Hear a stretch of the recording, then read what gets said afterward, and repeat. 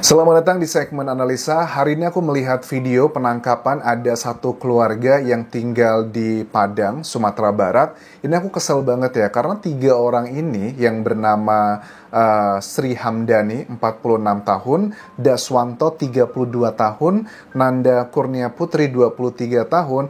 Mereka ini ditangkap oleh Kanit Reskrim Polresta Padang karena dengan dugaan mereka menghabisi Nyimas Aryani usia 21 tahun yang merupakan asisten rumah tangga mereka. Itu dihabisi dengan sangat keji. Terus juga sebelum dia meninggal dunia pun dia harus bekerja sebagai pengemis karena alasannya pada saat dimintai keterangan oleh Ibtu Adrian Afandi, Kanit Reskrim Polresta Padang, keluarga ini tuh kayak aneh gitu loh teman-teman. Anehnya adalah kan mereka punya rumah makan nih ceritanya di tempat kontrakannya, tapi rumah makan mereka tuh sepi gitu. Jadi si anaknya Nanda Kurnia Putri punya ide, yaudah deh daripada ini kerjanya nggak lama, warung juga sepi, rumah makan sepi, kita suruh dia aja ngemis, jadi biar ada pemasukan tambahan.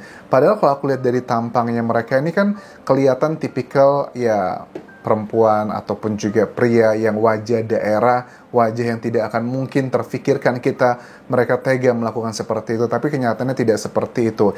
Ini terbongkar adalah pada 17 Desember 2023 di mana Nyimas Aryani asal Rimbo Taro, Kelurahan Gunung Sari, Kecamatan Suranji, Kota Padang ini meninggal dunia. Pada saat itu tetangga itu sudah mulai curiga. Pada saat meninggal dunia itu kan dimandikan sama tetangga juga.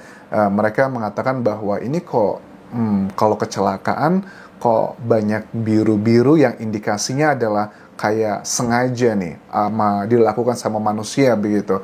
Tapi karena namanya juga warga memikirkan ya sudahlah langsung dimakamkan, tidak ada macam-macam. Akhirnya 2 bulan kemudian ini keluarganya mencari tahu dong di mana keberadaannya. Nah pada saat keluarga dari Nyimas Aryani itu telepon, dikatakan bahwa Nyimasnya sudah meninggal dunia, kata para pelakunya gitu. Katanya karena kecelakaan. Ya sudah, pada saat mengetahui hal tersebut, keluarga itu pengen datengin ya ke tempat kerjanya. Ternyata ketiga pelaku ini sudah pindah teman-teman.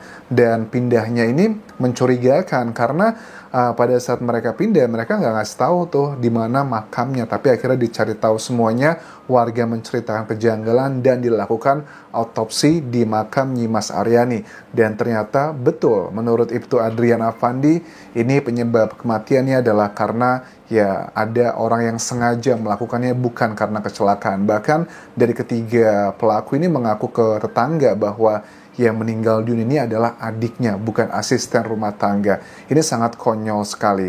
Kemudian ada keterangan juga dari salah satu pelaku yang bernama Daswanto ya. Ini kayak suami dan juga bapak dalam keluarga ini. Dia bilang bahwa Daswanto itu emosi karena Nyimas, istrinya, karena Nyimas, korban ya, itu membuat data palsu yang berujung dia itu dipanggil polisi. Sebenarnya korban itu nggak bermaksud begitu. Jadi istrinya itu yang bernama Sri Hamdani itu kayaknya marah-marah. Kelihatan banget sih, tipikalnya kayaknya emosional banget ya. Pada saat dilakukan penangkapan pun, polisi akhirnya harus melepaskan tembakan karena mereka ini, terutama yang Sri Hamdani, itu begitu dramatis banget melakukan teriakan A, B, C, dan D. Tapi akhirnya setelah ditangkap, mereka dibawa ke kantor kepolisian dan sudah nggak bisa berkutik lagi. Tapi yang Nanda Kurnia Putri ya, yang usia 23 tahun, aku ngelihat bahwa ini orang kayaknya muka-muka yang nggak punya hati nurani banget ya. Ini salah satu bukti lagi bahwa yang namanya background sosial ataupun juga pendidikan atau apapun itu bukanlah jaminan. Karena kalau aku melihat dari penampilannya yang katanya identik dengan orang yang beragama, tapi kok kelakuannya seperti itu nggak menjamin sama sekali. Banyak netizen yang komentar gini, ini mereka nih rumahnya ngontrak, terus juga punya warung yang cukup kecil lah, bukan rumah makan yang besar. Tapi kok mereka tuh berani ya meng-hire asisten rumah tangga. Karena asisten rumah tangga tuh di Indonesia tuh, mohon maaf teman-teman, itu banyak yang digaji paling cuma 1 juta, paling cuma 800.000. Jadi kayaknya semua orang tuh bisa punya meng-hire asisten rumah tangga dengan gaji yang aku nilai juga sudah nggak pantas sebenarnya ya. Itu pun pada saat warungnya sepi, dia dijadikan pelampiasan gitu loh. Dia diminta untuk ngemis gitu. Ini adalah ide dari anaknya, Nanda Kurnia Putri, dari keluarga tersangka ini. Pada saat sudah mengemis pun dan hasilnya nggak sesuai sama target mereka, lantas Sri Hamdani, Daswanto, dan juga Nanda melakukan hal-hal yang tak pantas ke korban Nyimas Aryani yang usianya 21 tahun tersebut. Aku nggak bisa bayangin betapa sakitnya dibegitukan sampai dia akhirnya menghembuskan nafas terakhir. Jadi ini menjadi pelajaran ya buat teman-teman, kalau kalian berprofesi sebagai asisten rumah tangga dan kalian mendapatkan perlakuan yang tidak pantas seperti ini, atau kalian melihat ada orang juga memperlakukan asisten rumah tangga seperti ini, tolong jangan diem aja. Kalian harus kabur, kalian harus keluar apapun alasannya. Karena kalau sudah terjadi hal seperti ini, waktu tidak bisa diputar kembali. Ini sebenarnya bisa dihindari sih sebenarnya. Kalau kan mereka juga tinggalnya bukan di kawasan yang elit, ada banyak rumah-rumah tetangga juga termasuk di kampung. Harusnya kalau mereka mau membuka diri mengatakan, ini seharusnya tidak terjadi teman-teman. Nah, saat keluarga datang dari pihaknya Nyimas Aryani korban ini, mereka ini kan langsung melakukan laporan ke kepolisian dan juga meminta untuk dilakukan otopsi, karena ini menjadi salah satu bagian alat bukti penting ya untuk menentukan bahwa mereka adalah yang menjadi pelakunya. Pasal yang dikenakan, kalau keterangan dari Kanit Reskrim Polresta Padang, ini cuma satu ternyata, which is aku sangat setuju banget. Nggak ada lagi yang berlapis pasal apa-apa gitu, nggak ada, cuma satu. Pasalnya adalah pasal 340, yang adalah pembunuhan berencana. Hukuman maksimalnya adalah mati atau seumur hidup atau 20 tahun penjara. Kalau aku analisis dari peristiwa ini, menurut aku ini sudah berencana, karena kan berencana itu dengan spontanitas, walaupun efeknya sama, meninggal dunia, tetapi ada perbedaannya. Perbedaannya adalah kalau berencana itu ada jeda waktu untuk merencanakannya, tapi kalau spontanitas itu yang langsung tiba-tiba. Kalau dikatakan ini adalah spontanitas, aku nggak setuju. Karena pada saat aku yakin salah satu halnya kemungkinan besar adalah korban ini, Nyimas Aryani, pada saat dia pulang dari mengemis, kemudian tidak mendapatkan sesuai target, ini mereka ini si 3 orang manusia yang tidak punya hati nurani ini sudah merencanakan, yaudah nanti kalau dia udah pulang, ini kita habisi aja dia, diberikan kekerasan dan sebagainya. Makanya ya efeknya adalah seperti ini. Jadi mudah-mudahan ini diberikan hukuman yang maksimal. Menurut aku minimal adalah seumur hidup ya. Kalau dibilang ini hanya 20 tahun penjara, I don't think so. Mudah-mudahan semuanya adalah mendapatkan seumur hidup. Karena kalau aku lihat dari peranannya mereka ini semuanya sama. Karena kan kalau dalam berencana itu pasti ada beberapa peranan. Peranan yang pertama adalah dalangnya, yang kedua adalah eksekutor, yang ketiga adalah yang membantu.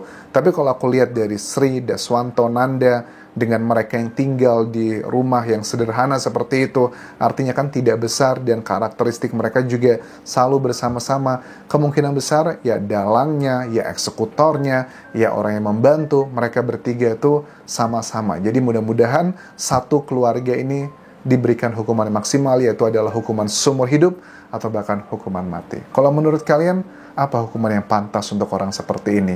Dan sekali lagi ya teman-teman, ini aku menghimbau ya, yang namanya profesi asisten rumah tangga itu tolong jangan dipandang rendah ya.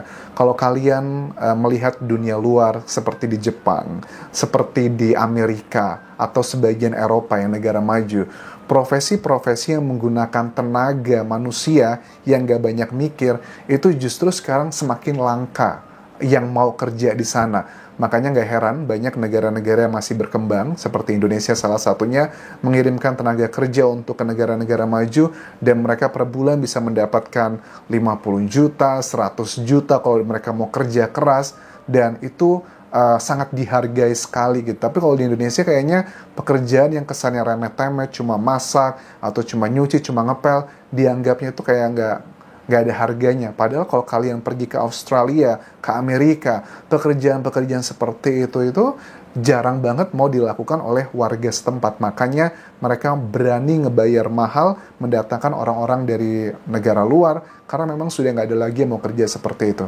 Kalian bayangkan kalau seandainya di Indonesia nanti sudah nggak ada lagi yang mau jadi asisten rumah tangga, ya pasti harganya akan naik juga untuk gajinya tersebut. Gajinya menurut aku untuk asisten rumah tangga di Indonesia tuh harus benar-benar diperbaiki. Dan kalau kalian tinggal di negara-negara maju, jarang banget ya keluarga itu yang punya asisten rumah tangga. Kalau mereka punya asisten rumah tangga, biasanya level ekonomi mereka tuh udah bukan lagi level menengah, tapi sudah level atas. Lah ini kalau aku lihat ya, rumahnya masih ngontrak, terus juga mereka usahanya warungnya kecil tapi sudah punya asisten rumah tangga. Ini menurut aku adalah contoh orang yang sebenarnya tidak pantas memiliki asisten rumah tangga. Kalau kalian nggak berani membayar yang layak asisten rumah tangga kalian, lebih baik kalian kerjakan sendiri aja pekerjaan tersebut. Dan di sisi lain, ini adalah cerminan dari sebagian masyarakat kita yang begitu kesulitan untuk mencari pekerjaan di Indonesia. Mudah-mudahan ya ekonomi Indonesia jauh lebih maju ke depannya agar kita menjadi negara maju, tidak terjebak sebagai negara berkembang. Terima kasih sudah menonton, sampai ketemu lagi di video berikutnya. Tinggalkan like dan juga komen, subscribe channel YouTube ini, follow Instagram, Facebook, dan juga akun TikTokku di Anjas Asmara. Sampai jumpa.